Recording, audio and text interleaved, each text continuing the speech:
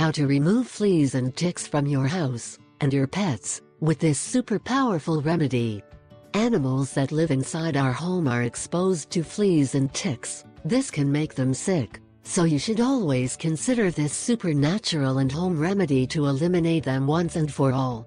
These insects can cause damage to both our pet and our family. You must extinguish them for complete and forever, and what better way to do it than with this?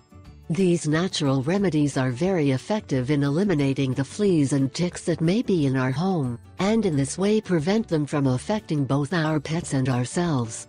The places where we can find ticks on our pet are behind the ears, around the anus, or at the nape of the neck. That's why you should check it every time you come back from the outside. 1. Remedies for ticks.